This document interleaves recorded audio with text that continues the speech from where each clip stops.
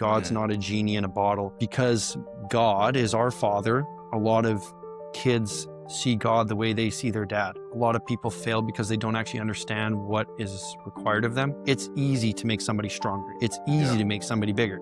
It's really hard to make somebody, more confident. It's really hard to make somebody not care about what was said about them on Instagram. It's really hard to not have people compare themselves, what they look like and all those things. He was just like, yeah, you wouldn't survive a day in my brain. And it was just like, again, he was just kind of joking, but it was like, dang, like that's a really deep quote. Life is about what's optimal, not ideal. So it's not, hey, I want everything to be perfect, but what's optimal given the situation that you're in. What does being a husband mean to you, and how has that changed your life? Those of us that are called to marriage, we need to treat that as a calling from God, not just like, oh, hey, I like this girl, she's pretty, I want to have sex with her, so I'm going to marry her. It's no. Like being married is serious business. And I think a lot of men don't take it seriously enough. And that's why, divorce rates are so high. Growth or peace? Oof. All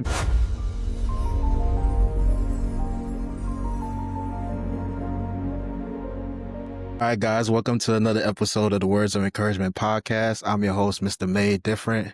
Today, I got a special guest, but before I jump into that, please don't forget to like this video, share this video, comment on the video, and subscribe to the channel for more episodes just like this. All right, today's guest serves as the head strength and conditioning coach at Canada's largest private Christian university, Trinity Western University, located in Langley, British Columbia. For over 6 years, he has helped transform not just the strength and conditioning department, but the culture surrounding it, developing athletes through discipline, consistency, accountability, and purpose. His leadership goes beyond physical training, using servant leadership as a foundation and intentionally reflecting the love of Jesus in how he shows up for the people he leads. Outside the weight room, he's a devoted husband and a proud father of 2 beautiful daughters, roles that continue to shape how he leads, loves, and lives with intention. This is a conversation about strength, leadership, faith, and identity, and what it really means to build people from the inside out. Please help me welcome my guest, Cole Hergott, to the podcast. How you doing, Cole? I'm doing fantastic. I'm honored to be on. Yes, sir. Thank you for even being on, man. I truly appreciate it. All right. So before we talk coaching, who is Cole when nobody's watching? What are you trying to become as a man? I mean, I'd like to say that I'm the same person in front of people as when I'm not in front of people. I know one of the quotes that I really like is character is who you are when no one's watching. And I try to exemplify that. I'm a hardworking person.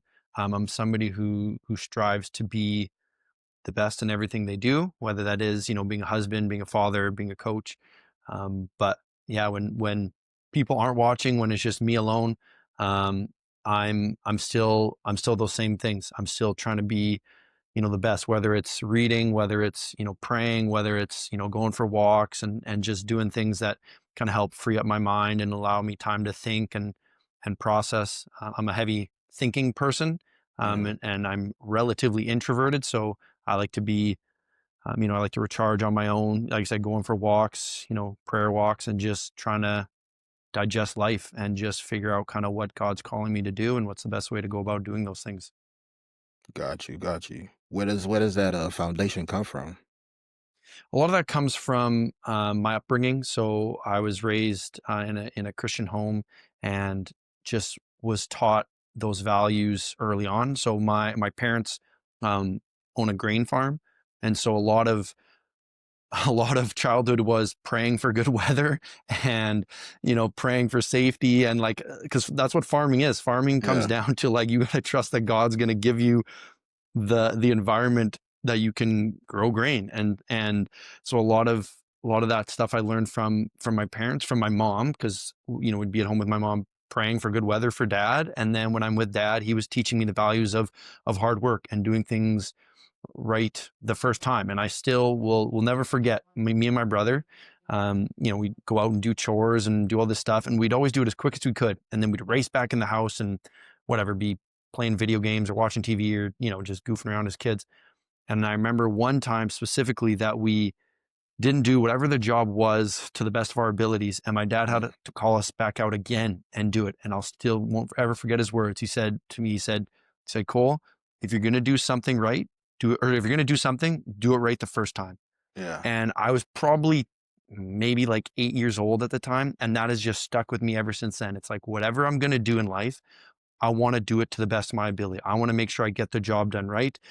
So that I don't have to go out and do it again when I, interrupt my cartoons or whatever we were watching. But even just every other aspect, it's like you don't get another shot at life. You only get Yeah. one shot. So why not do it to the best of your ability and get the most out of it for yourself, for the people you love, the people around you.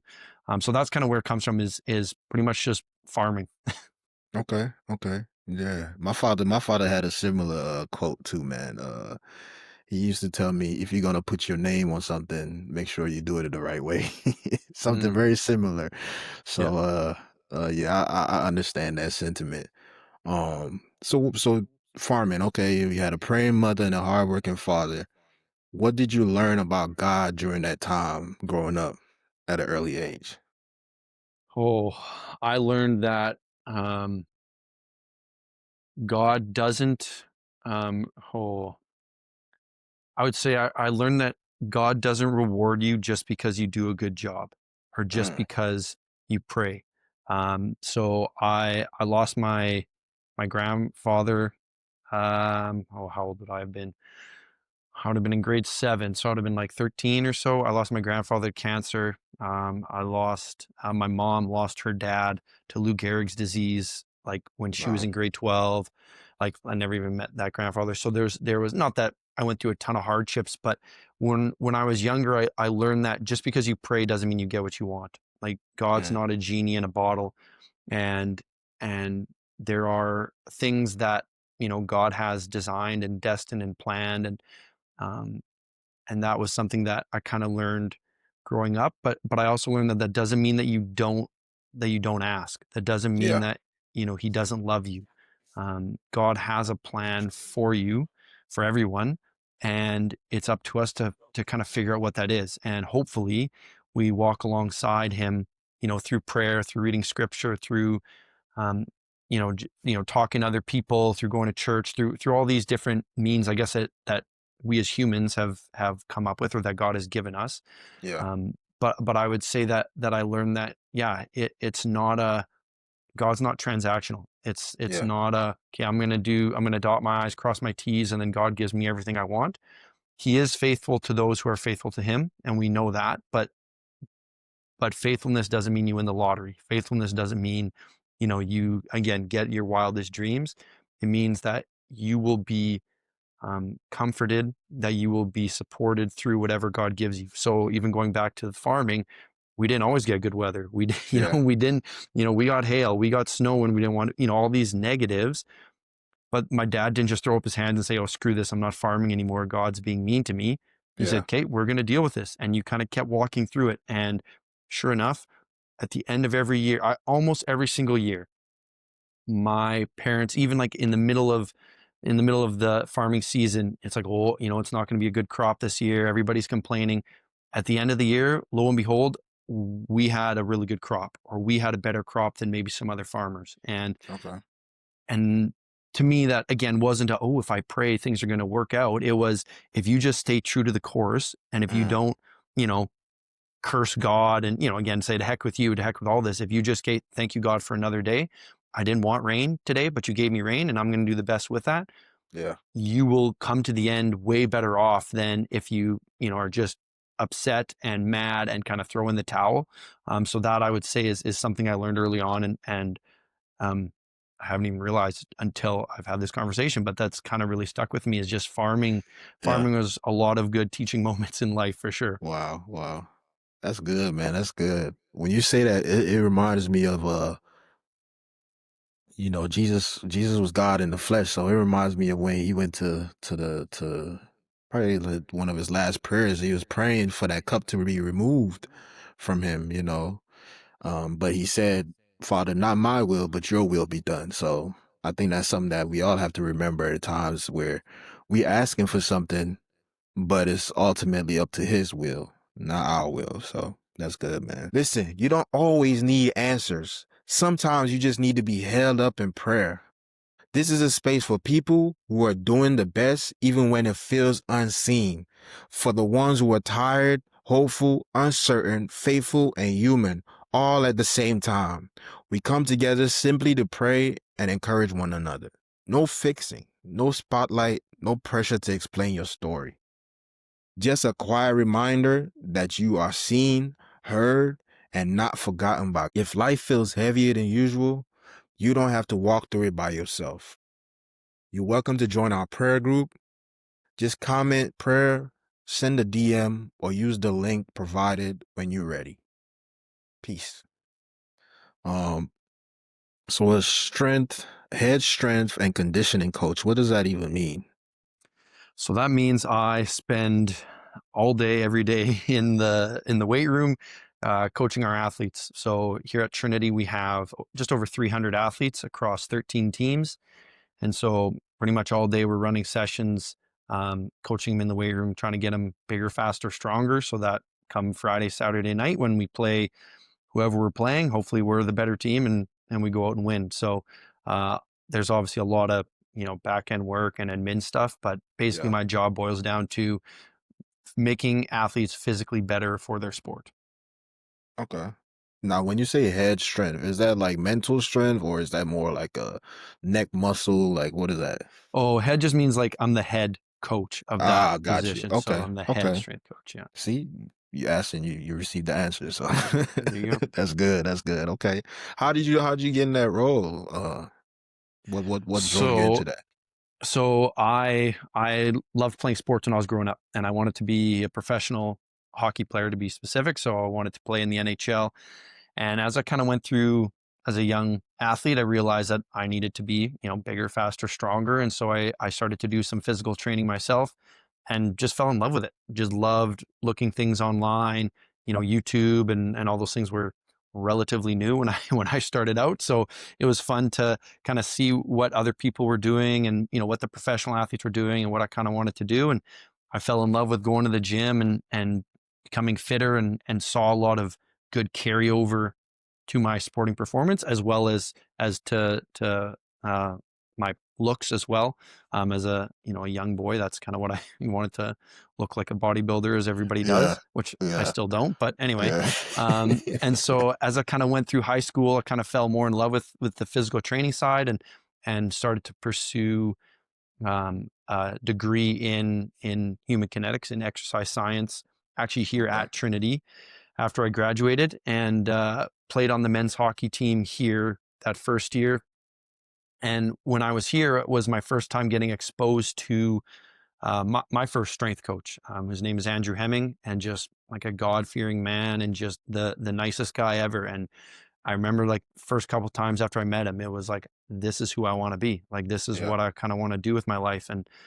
And then hockey didn't pan out the way I wanted to, but my degree was going really well, and I was getting a lot of internship opportunities on the strength and conditioning side, and so I kind of just dove hard into that and really just kept falling deeper and deeper in love with the process, with the science, with working with people, with instead of now me trying to be better as an athlete, trying to make others better and trying to pour Man. into them and finding a lot of joy in seeing others succeed, because I didn't see myself succeed as much. And so this was a kind of a good way to do that. And um, after my undergrad, I went and got my master's degree and then at another local university here. And then this job ended up opening up and threw my name in the hat. And here we Okay. are, yeah, 6.5 years later. So it, Okay.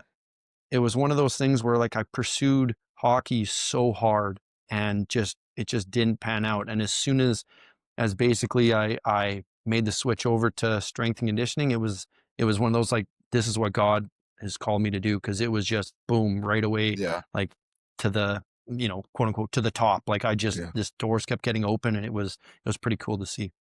Made your path straight. Yeah, Hey. absolutely. That's what he does, man. That's what he does. So you've been in that role for 6.5 years. What's one moment where you realize that's is bigger than just the athletic side?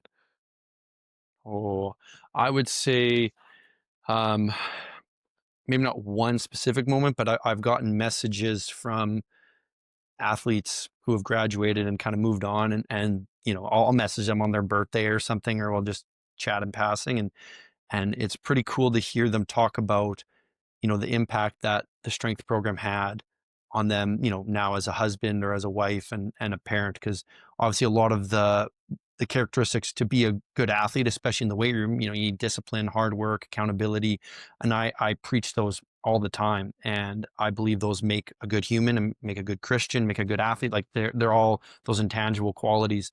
And so it's pretty cool to hear them talk about years later of like, the the accountability that you had, showing up to the Mm, weight room, showing up to sessions, working hard, like that makes me a better husband because I got to show up for my wife. I got to show up for my kid. I got to show up for work. Like, I yeah. can't show up late to work, like those kind of things. So when I get messages like that, that, that really, adds more fuel to the fire of like, this is a pretty cool job. Um, of getting to work with athletes and just young individuals on, who they're going to be for the rest of their lives. Okay. That's pretty awesome, man. You're having a lot of impact. That's good. That's good. Um, I know a lot of times we get into an environment, new environment, and the culture is hard. So what was like the resistance that you felt once you first started? Was it with the athletes, the staff, the system, or yourself? Oh, a lot of it was with the athletes. So when I started, so as I kind of mentioned, I graduated from here, Trinity, in Yeah. 2018, and then I got hired back here in 2019. So I was only gone for a year before I came back. So when I come back as, the boss, as the head strength coach, I'm now coaching athletes who 2 years ago we were sitting in the same exercise science Mm. classes together, as I was maybe the senior and they were the second year. So now these Yeah. senior athletes see me as, well, just Cole. Like it's just, Yeah. he's one of the Yeah. guys. He's just a bro. And I was really trying to establish myself as obviously a professional and be taken seriously. And so it was a positive from a relationship side because I knew everybody knew me. Like there wasn't an awkward, like, hey, I'm Cole, like this is kind of my thing. Yeah.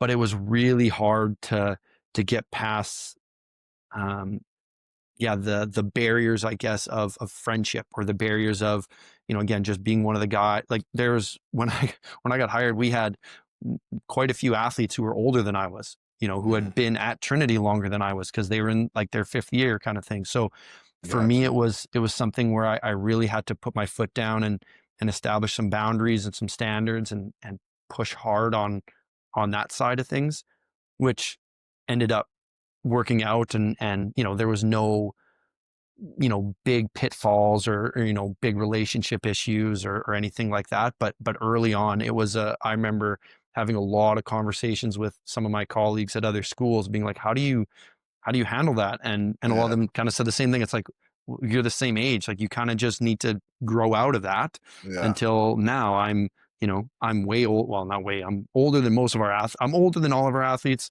I'm way older than most of our athletes. Um, to the point now where, yeah, I don't have those kind of same issues, but Got you. it was just one of those things that took time and a lot of effort. Okay. Okay. That's good, man. Uh, I know that that could be a tough transition to, just in class with these guys, and now you you the head man in charge. It's like you trying to tell them something, and they're like, "Man, you cold, bro. Like, what are you talking about?" Yeah. Yeah, exactly. Got you. Okay. Okay. So, you teach discipline. How do you balance that without being too harsh on the athlete? A lot of programs or a lot of coaches, you know, they tend to cuss at the athletes, or use that stern military style with the athletes. But you're in a Christian school, so I know that's probably not something that you practice. I spoke to a coach, football coach, sometime last year, and he was telling me that he didn't want to do that at all. He didn't want to use cuss words at his athletes because, it just didn't show a good representation of him. So he found a better approach. How do you balance that discipline without being harsh?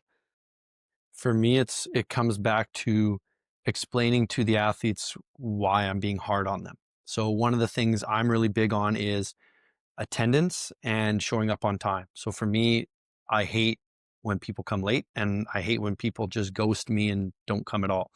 Mhm. And so those happened quite frequently when I first started, and thankfully they don't happen very much anymore. But for me, a lot of it comes down to a clear message, and I'll always use myself as an example, and I'll always try to relate things back to real life. So for example, one of the things I always talk about for our athletes is like, you're a Spartan athlete 365 days out of the year. Like, we just finished our winter break.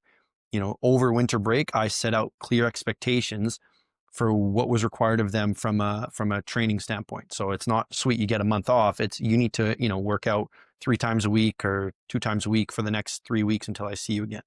Yeah. And I always go back to, like, I know that, you might not want to do that, but listen, I'm a husband and I'm a dad. That's a 365-day a year job. I can't just go to my wife and say, "No, honey, I don't want to be married for this month. I'm going to Yeah. go off with some other girl," or like, "I'm not going to feed my kids today," because I don't really like doing that. I don't Yeah. care if you don't like lifting weights. I don't care if you don't want to do this. You have to. You're a Spartan athlete. This is what is required of you. And so a lot of it comes back to trying to paint the picture of, like, I'm trying to teach you more than just, winning on Friday. Like, you're going to be a husband and a wife someday, hopefully, if that's kind of what God's call is. And I want you to have learned, the importance of discipline, the importance of accountability. And same thing with communication. So if an athlete can't make a session, I always get them to communicate with me. Because again, if I'm going to work late tonight, I can't just not text my wife and show up 3 hours late and go, "Oh, hey, honey, how's it going?" Like, she's going to be mad at me. And I always say, Yeah. like, I'm not going to have a wife very long. So, like, I would say, like, treat me like your wife or your husband. Text me, communicate with me, because we want to make sure we have that good relationship. And I want to teach you that, if you're going to be late for work, call your employer. Or if you're going to, again, be late at work, call your wife, call your husband, text your kids, whatever it is. Like, there's a lot of things that, thankfully, I've made mistakes as a dad, as a husband, and I'm trying to teach my athletes not to make those same mistakes now as Yeah. an athlete, where again, they might not get it, but hopefully in a few years from now, that's where I get those texts of, like, you know, not that, "Hey, Cole, you saved my marriage," kind of thing, but like, "Hey, like, you've made me, a better husband, a better wife, a better parent, because of the discipline." So for me, I'm very stern and strict on our standards, but I always support them. I always show that I'm there with them. And then I always give examples of, like, why does this actually matter? Because it matters way more than just, I'm upset because you didn't show up to lift. It's, I would rather me be upset at you now than your husband be upset at you, 3 years from now. So, like, let's make sure we kind of develop those characteristics we need to when you're still young. Got you. Yeah, that's setting a good foundation for manhood, because I think it's important to have that communication is very important. You can't really get away from that. In any aspect, like you said, employer, relationally, whatever aspect of life it is. I think that's kind of what like prayer is too, communicating with God where you at, what you weak at, what you need, what you messed up on, whatever. I think that's important. Um that's good, man. That's good. So a lot of athletes struggle with identity problems, right? Maybe they didn't have a good game the last game or whatever the case is. How do you coach through that? Through that identity crisis or, mental health or, they having issues at family, at home or, confidence issues. Like how do you coach them through that? Yeah, that's tough. A lot of it comes down to trying to make sure every individual is seen and heard. So every single athlete that comes in our weight room, I always make a point of checking in with them and at least saying Yeah. their name. We Okay. we run a lot of sessions. There's a lot of athletes. I don't get to have 10-minute heart to heart conversations with everybody, but I always try to make sure that every athlete that walks in our space, you know, enjoys their time, gets better, all those other things. But for me, it's like I want to make sure I connect with them and just, hey, how's it going? How was school? How's exams? How's your Christmas break? Just those little things show that, I genuinely do care. Um, and I want to check in with them more than just as an athlete. I want to check in with how they are as a human being. Mm, And a lot of those, are just, hey, yeah, things are good. But some of them do go deeper, like, yeah, this happened at home or whatever. yeah, And then, hey, how about we have a conversation about that? And I've had, innumerable conversations in my office, athletes crying, there's been a lot that has happened over the last 6 years that we've kind of walked through, and I've been able to walk athletes through at certain times, um, through God's grace, obviously. But I think a lot of it just is, as coaches, making sure we're not just, hey, what's your squat number? Hey, how many points did you score? Because if we're only reflecting them as an athlete back to them, that's all they see themselves as. So for mm, me, I think a lot of it just comes down to, like not even asking them about the weekend, because I saw the weekend. I saw the game. I know they didn't play good. I know they're yeah, upset about it. I don't need to bring that up. So for me, a lot of it just comes back to, like, not sweeping it under the rug, but just like moving past it. Hey, that's done. Like, I yeah, don't care that you lost. Let's just pick it up today. I'm going to be the same this Monday when you lose as next Monday when we win, because that doesn't matter. All that matters is you're here, I'm here. Let's make the most of it. Let's, get better together. I'm gonna check in with you. How are things? Kate, let's kind of get after it. So I think a lot of it is, again, not forgetting that they're an athlete by any means, but just not worrying about it and treating them like an individual, and making sure that they're seen and heard, and giving them a space to talk if they need to. Because not everybody does. Not everybody's yeah, gonna open up. But showing that I'm willing and able to have those conversations has been huge. yeah. Humanitarian side of things, man. I like that. I like that. So what do you think is what do you think athletes struggle with more? Is it physical weakness or like identity weakness or mental weakness? What do you think is the biggest struggle for them? Oh, it depends on the athlete, but I would say today, like in today's day and age with social media and all this stuff, I would say, like, the identity side, the mental side, I Mm, guess, is maybe not necessarily something that they struggle with, but it's harder to be good at. Like, mm, I specialize in making athletes, again, bigger, faster, stronger. It's easy to make somebody stronger. It's easy yeah, to make somebody bigger. It's really hard to make somebody, more confident. It's really hard to make somebody not care about what was said about them on Instagram. It's really hard to not have people compare themselves, what they look like, and all those things. So I would say it's not even that they struggle with, it's we don't have experts in that. We don't have I'm not an expert in that. We don't have resources that way. So when people struggle because they're weak or because they, aren't eating well, I can fix that. If they're struggling because, again, social media or, other mental or anxiety, like those kind of things, like, obviously we yeah, have professionals on that side, but it's way harder to overcome those kind of things. yeah, And I think that would be what I'd say is it's tough.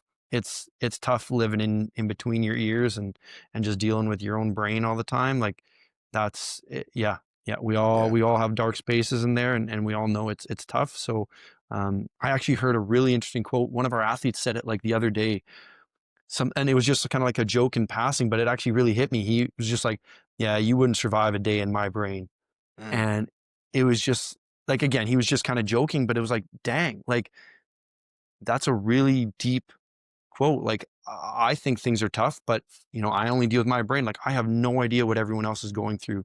That might yeah, be way better, it might be way worse, but we're all on our own journey. And I think it's something where, um, yeah, we need to do a better job of providing resources and providing examples of, how to, not take your identity in sport, and continue to pursue excellence, but strive for higher things. And I don't have the answer for that, but I just know that that's for sure a weakness in college athletics, for sure. yeah. It's man, that's a deep quote. That is a deep quote. Yeah. 'Cause I've heard, I think there's another one where if everybody had to drop their problems and pick up some random person's problem, you'd be looking for your problems again. A lot of times we think, it's easier on the other side, but it's usually not. Everybody has different things that they may go through. Somebody might be, have the money, but they're struggling with other family issues or anything. And somebody might have lack the money and be like, man, I just want the money and I'll take his problems. And sometimes you don't want to do that. So that's big, man. Listen, you don't always need answers. Sometimes you just need to be held up in prayer. This is a space for people who are doing the best even when it feels unseen. For the ones who are tired, hopeful, uncertain, faithful, and human, all at the same time. We come together simply to pray and encourage one another. No fixing, no spotlight, no pressure to explain your story. Just a quiet reminder that you are seen, heard, and not forgotten by God. If life feels heavier than usual, you don't have to walk through it by yourself. You're welcome to join our prayer group. Just comment prayer, send a DM, or use the link provided when you're ready. Peace. Are you able to identify that if, somebody, a lot of times people don't open up with those things. Maybe some do, but some don't. So in training them, are you able to like identify that in them and address it a little bit or ask them about it? Or do you kind of just, point them to like a Bible scripture or words of encouragement? Like what do you do? Like, For me, it's tough because I only see the kids for a few hours a week, so it's a pretty controlled environment. got you. Like, so it's not, yeah. So that's tough. But I would say I'm able to help if I see any changes. Like if you come in and you're always happy and smiling and joking and stuff, and then you come in one day and you're just quiet and over in the corner, Yeah. you can bet I'm probably going to walk over to you and just again, hey, how's it going? And I know your answer is not going to be, oh, I'm great. It's going to be, oh, things are okay. And it's like, hey, do you want to talk about it and that stuff? But we've got some athletes who, they don't like lifting weights, or they're just kind of like a somber kind of person.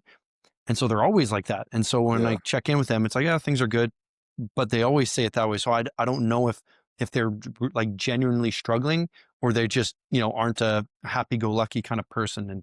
And so that I would say is, for coaches is looking at, changes in personality or changes in responses is the biggest thing. If someone, again, is always happy and then one day they're not, that's a Yeah. pretty good sign. But for people that just kind of are, more introverted or just a little more, you know, cup half empty kind of people, it can be tough to notice or recognize, I guess, serious things like are they actually struggling, or are they just, they're just having a bad day?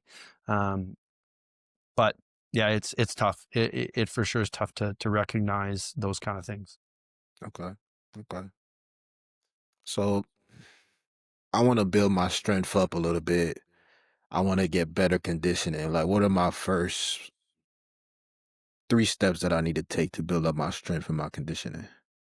The biggest thing would be to set goals for yourself, like to know, like, what do you actually want? Why do you want those things?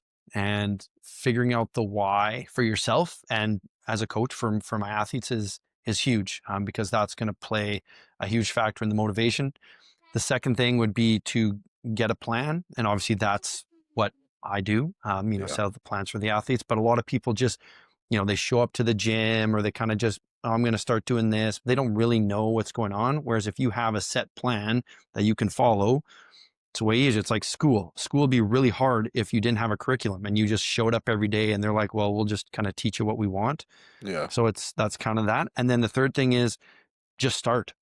That's the biggest thing that people struggle with is everybody wants to start tomorrow. Everybody's going to do this. Oh, I'll do it tomorrow. I'll do it tomorrow. Yeah. If you start it today, then you're going to build the habit of doing it. So figuring out the why is a big one. And then again, having a plan and then just starting it. It doesn't matter if it's the worst plan in the entire world. Doesn't matter if you got it off Chat GPT. Doesn't matter if, you paid $1,000 for it. Just Yeah. start doing it, because you're going to get way more results from a crappy plan that you are following than the perfect plan that you're not actually doing. So that would be my thing for that. Okay. Yeah, that's sound advice. I'm easy. I'm an easy start. Like I could start something. I think for me, it's the plan. You know, I don't always plan to do stuff. I just start it, and then I'm like, oh, this may be a little bit more than I'm, bit off I could chew, but um, yeah, for me, I could start easy, and a lot of people overthink. I'm not an overthinker in that sense. Like, I just start it and go for it. But yeah, that's good, solid advice. I know it's in the early parts of the year, so everybody's like New Year's resolution and all this stuff. But Yeah. yeah, that's good, sound advice, man. Everybody's starting right now, but they have to come up with a plan to be consistent for the next few months and into the rest of the year. So that's good. Um, when somebody keeps failing, what do you think they actually need more of? Accountability, clarity, or a healing? Ooh, that's a great question. I think it depends on what they're failing or what they're struggling with. Um, I think clarity is probably the biggest one. Like a lot of people fail because they don't actually understand what is required of them. And I see a lot of that here in the university setting where there's just a misalignment of expectations from, Mhm. the sport coach and the athlete. Like the athlete's coming in thinking they're going to play, and the sport coach is like, well, you're a freshman. Like I'm going to play my, second, third, and fourth years. So then the Yeah. freshman's upset because they're not playing when, they're working hard and all this stuff. So I think a lot of it, you know, they think they're failing, but they're really not. So it just comes down to clarity of understanding like what your role is, what is actually expected of you. There is obviously an accountability piece that I think some people struggle with, but I feel like if you have clarity, the accountability is kind of tied in with that. Like again, so over our breaks, let's say our winter break, what I used to say to our athletes is, hey, make sure you work out over winter break. And then they'd come back and I can see, so we have an app where you can track people's workouts. Yeah. And I can see you worked out once and your teammate worked out 10 times. Well, it's obvious you didn't do enough, but all I said was, you need to work out. And so you get to Mhm. go, I did. Coach, I did work out. I did that one workout. And it's like, oh, okay, that's fair. Yeah. So now that's why, as I mentioned earlier, like I set clear expectations. Like you need to work out Got you. 3 times a week because Got you. again, now there's no wiggle room. It's very clear to say you didn't do it Yeah. or you did do it. Like, so I would say clarity is the biggest one because within clarity, it gives you expectation or accountability because now Okay. you know if you hit those clear expectations or not. Yeah. Um, and there's different people. There's some people that are, need a little more accountability. Some people need a little more clarity, but I try to cut through the middle and give as much. I'm an over communicator. I will Yeah. always, my goal is that people never say, oh no, I didn't know that. Like I want them Yeah. to be like, yeah, Cole, we know. So, um, I try to make sure that I'm very clear. So there is a lot of clarity, but that I also have those accountability pieces in there. So hopefully we're tackling both. But I think clarity is way more important. Okay. Yeah, that's sound advice, man. To be clear, so now you can hold somebody accountable because sometimes people are like, "Oh, you didn't tell me that." Yeah. Like, that's good. That's good.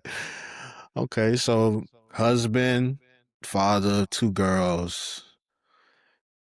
Let's start with the husband piece. Like, what does being a husband mean to you, and how has that changed your life? Oh man. Um, well, being a husband to me is the fullness of accountability. Mm, Um, because I now have, my wife and I are one.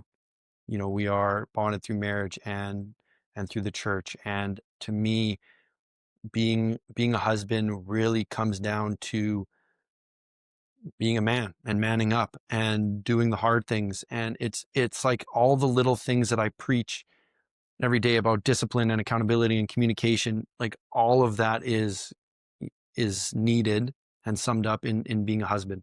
yeah, And a lot of it comes down to struggling every single day through not communicating enough, through, not doing the dishes, through not taking out the trash, like all those little things that we kind of joke about as men, but it's like this is serious. Like Yeah. being married is serious business. And Mm. I think a lot of men don't take it seriously enough. And that's why, divorce rates are so high, and Yeah. and marriages are in the toilet, and a lot of it's not because we're not good guys or whatnot, but I think it's just we need to just take it seriously.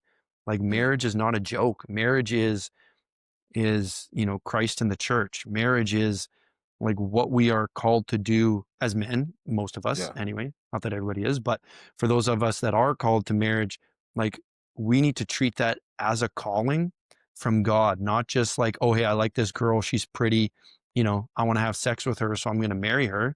It's no, no, no. Like God Man, has say that bonded. again, man. Say that again. That's good, And bro. That's yeah, that's like good. it's not, yeah, like God has called me to marry my wife. Like Yeah. I'm someone who believes in soulmates. I maybe Yeah. believe I could have multiple soulmates and that there isn't just one person, but I believe that my wife and I are destined to be together, and God has brought us together for the fulfillment of his um his church, for his mission, for what he has designed for us. Yeah. And I can't take that lightly. I can't take that as a joke that when my wife is upset, whatever, she'll get over it. Yeah. No, we're going to do things no, like if she's mad, I need to make it right with her. If she asks me to do something, I need to do it. Like I need to again be accountable and hold myself responsible and be serious about it, because again, it's not just, she's a pretty girl and I like her. It's, she's my wife. She is a Yeah. part of me now. We are one flesh, and I need to treat it like that. And I think a lot of people, you know, especially non-Christians, but even Christians, like we just don't. We just kind of laugh it off at, you go on social media and there's so many memes and reels about, husbands doing stupid stuff or the wives Yeah. nagging them. And it's like, yeah, we can all relate, but that's not a good thing. Like we Yeah. need to make sure that we are being better and calling ourselves to a higher standard. And, whether I need to get on my soapbox and do that too, and I'm not perfect by any means. You can ask my wife, but, um, it's, as I kind of mentioned at the beginning of the show, like I'm striving to be the best I can. And if my wife tells me to do something better, you can be darn sure I'm going to do it better, because happy wife, happy life is probably the most true statement I've ever heard in my entire Yeah. life. Um, and we need to take that seriously as men. So anyway, that's kind of a little bit of a ramble, but I think we just need to take it way more seriously. That's good, man. That's good.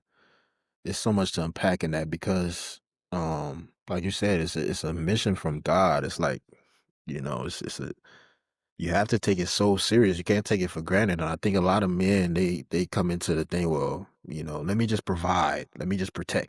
They look at those two things and be like, that's it. Like, I show up with a check. I got my muscles. If something happened, I could do a little protection. But it's way more than that. It's thinking about the things that's a lot of times looking at the blind side for that person, looking at their blind spots, and they're covering your blind spots. And I think a lot of men we just put it as, oh, I'm gonna provide, and she could be happy, and it's way more than that. When I hear women complain, it's way more. The little things. Like, oh, you didn't come into the store with me, or you didn't watch our favorite show, or he doesn't have time, or I always like to say, women you got to be well rounded with women, well rounded. You can't just be like, you know, I'm providing. That's it. It has to be a well rounded thing, because she's gonna need the time, she's gonna need the finances, she's gonna need all these things. She's gonna need you to hold her hand, be soft with her.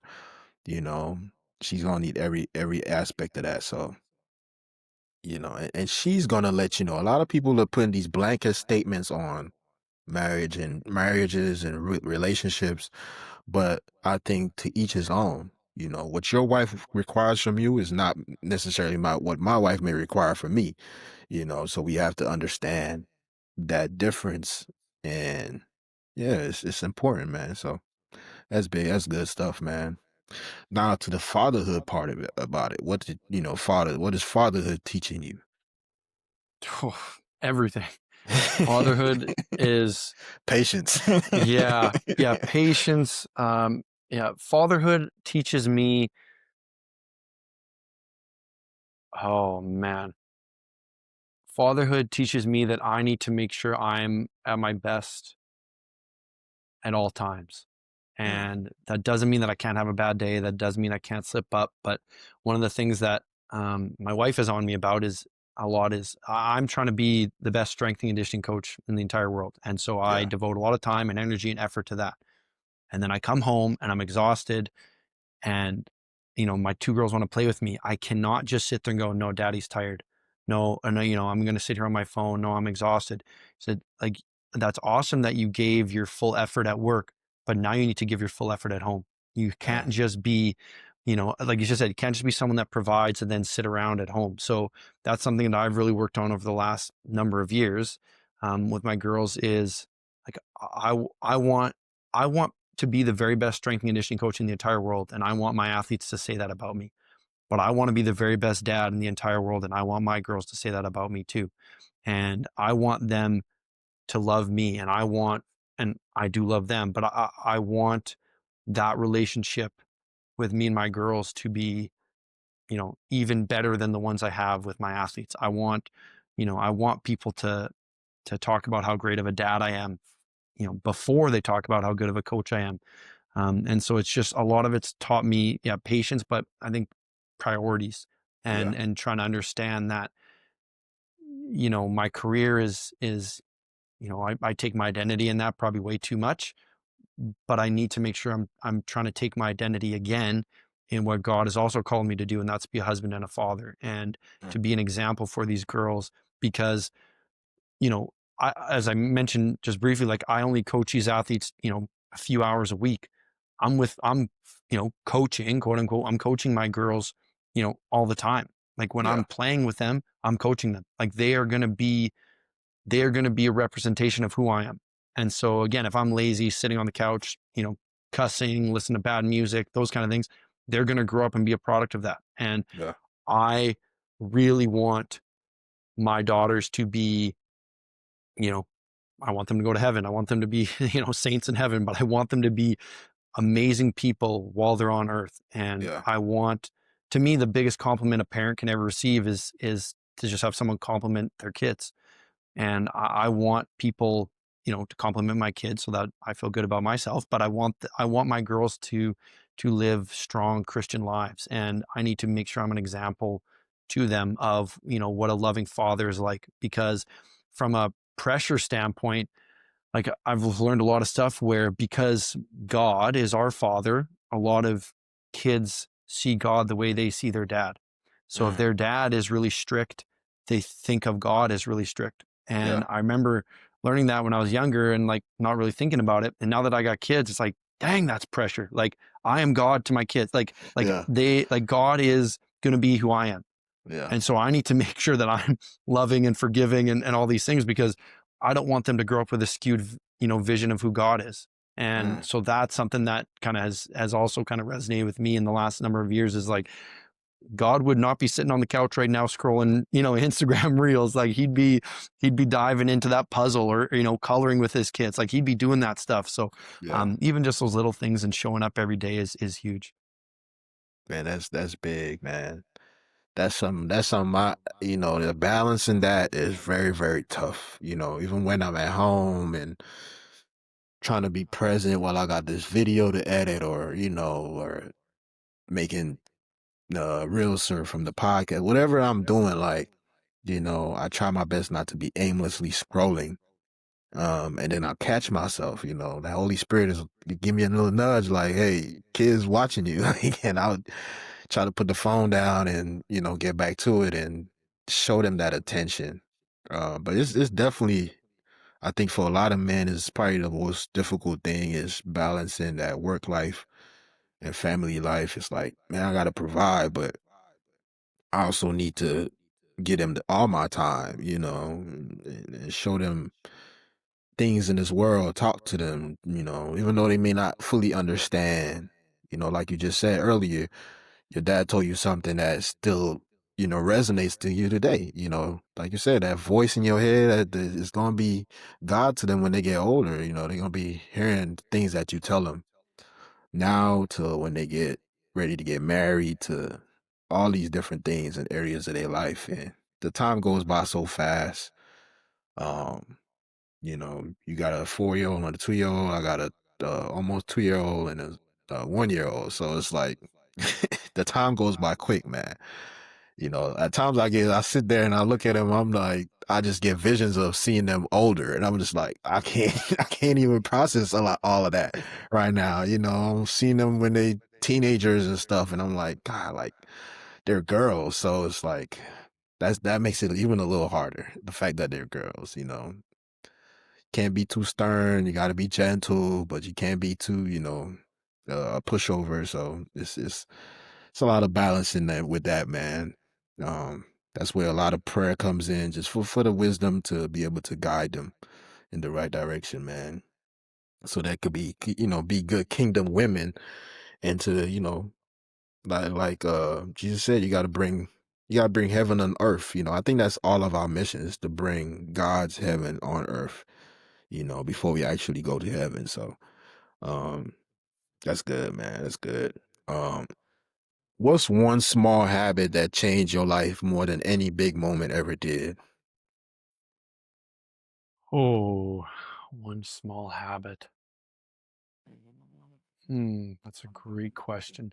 Um, I would say, well, in the last number of years, probably the last couple years, is um, I go on a morning prayer walk, and Mm, so I remember hearing it a couple years ago. It was like the first hour of your day should be devoted to God in prayer, and the other whatever 23 hours should be devoted to God in work.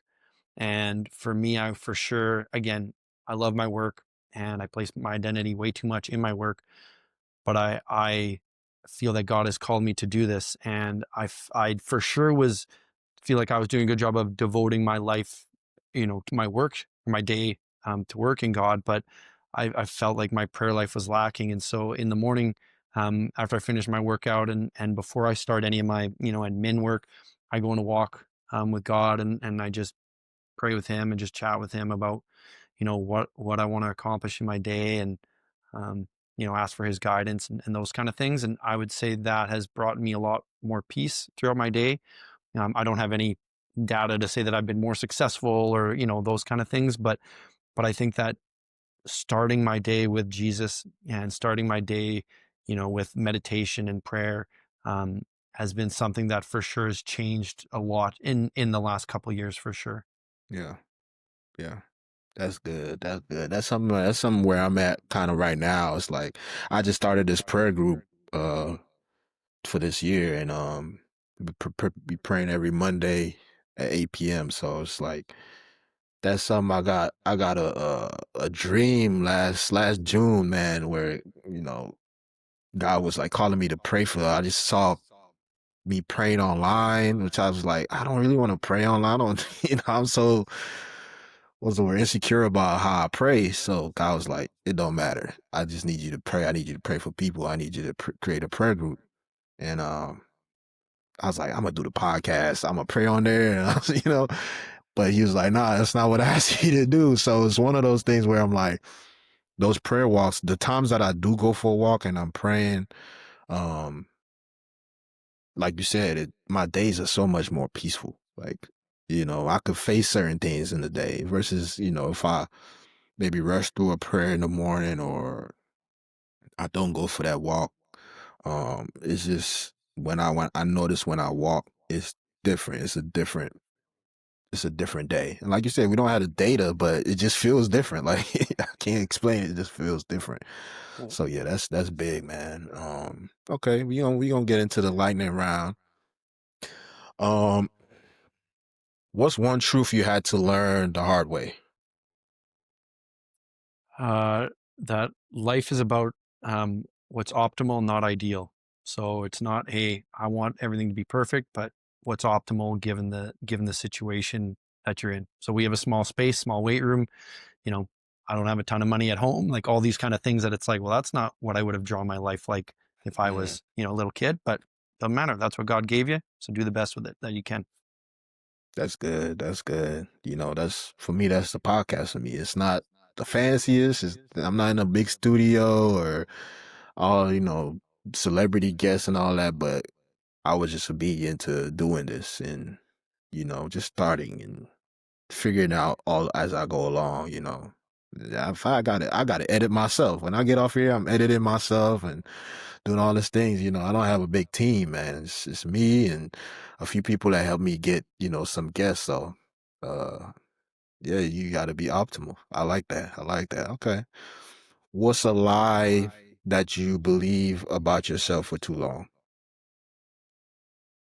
Oh, that I'm oh man, a lie that I believe about myself.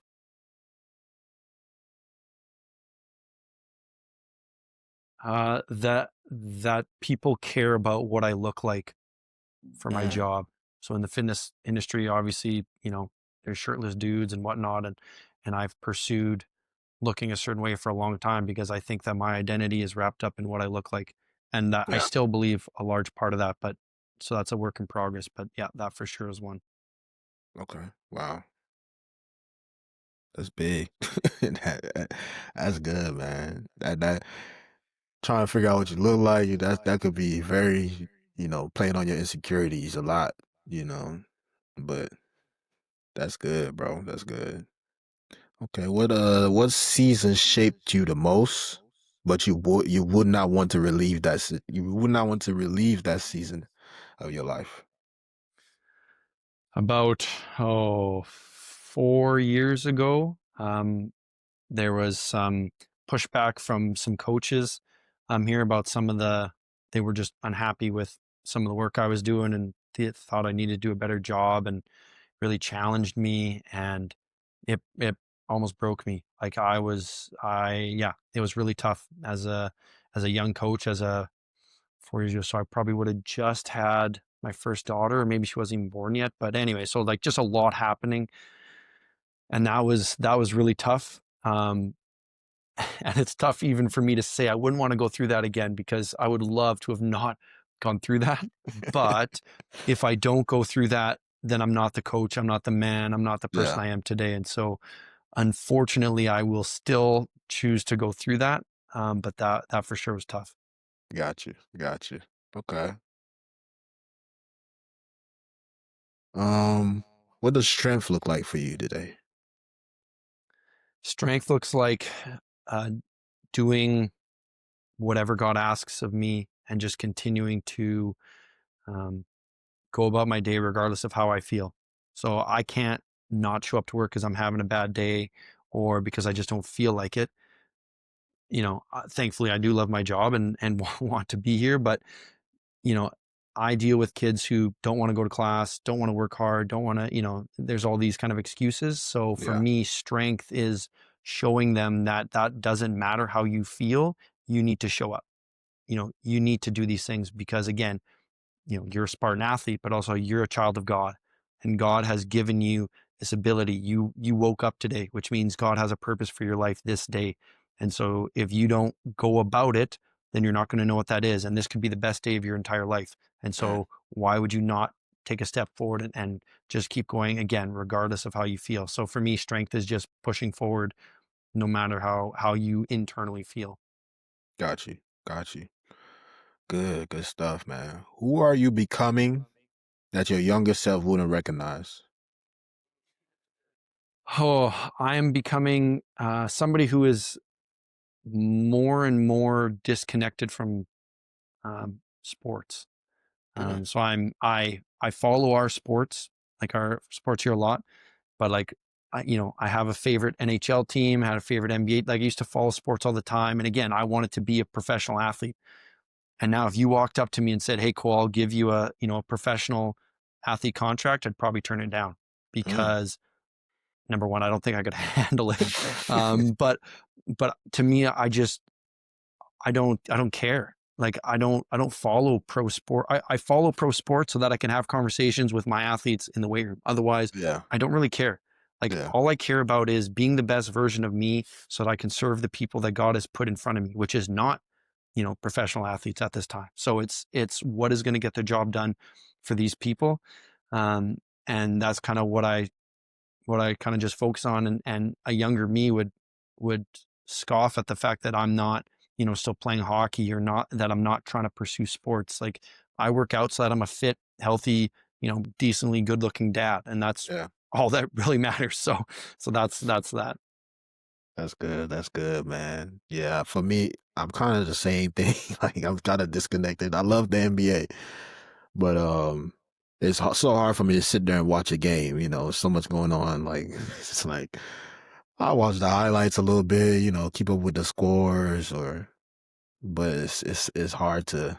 As much as I loved it as a kid, and I'm about 6'3", so everybody thought well, I was gonna be a basketball player, but uh, just because of your height, that's so vain.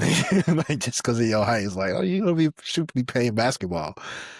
It's like, come on, man. It takes so much more than that. But and plus I grew up in the islands, so they don't have a lot of tall people like America does. But it's just like, man, it's so vain for people to, like see you. Oh, this tall guy, like you play basketball, like yeah, but whatever. But that's good stuff. That's good stuff. All right, so faith or fear, Faith, consistency or intensity, consistency, calling or comfort, calling. obedience or understanding. Ooh, depending on who it's coming from, but I'm going to say understanding. Okay. Growth or peace. Ooh, growth, but not at the cost of peace. Good stuff. Good stuff, man. Cool, cool, cool. That's the end of the lightning round. My final question, or it's not really a question, but more of a statement. Um, so we spoke about that younger version of yourself. If there is one piece of advice you could give to the teenage version of yourself, what words of encouragement would you give them? Well, if I knew exactly what, teenage Cole was going to go through, um, I would just say trust the process. Just trust God. Just, like, it turns out better than you think. I wouldn't say that to my younger self because I wouldn't want to spoil it, but it's like, just have trust, and Yeah. you got to know that God wants the best for you, and you're not going to know what the best for you is if you don't just trust him fully and step into what he's called you to do. So that's what I would tell myself. Mm. Good stuff, man. Good stuff.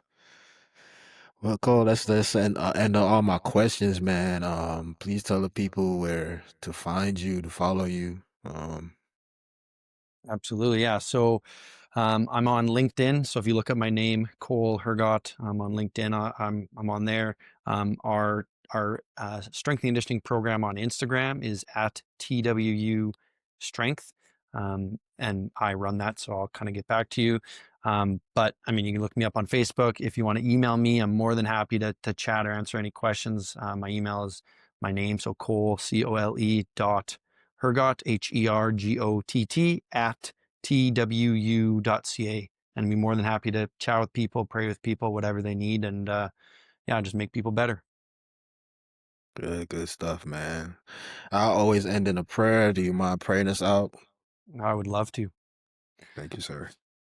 Dear Heavenly Father, thank you for this day. Thank you for all the listeners. Thank you for giving me this platform and this opportunity to share my experience, share the way you've impacted me. And I just pray that So, even some small piece would impact every single listener, and that they would walk away feeling better about themselves, feeling um, more connected to you, and that they would just go about their day knowing that you are shining down upon them, and wanting the best for them in their life.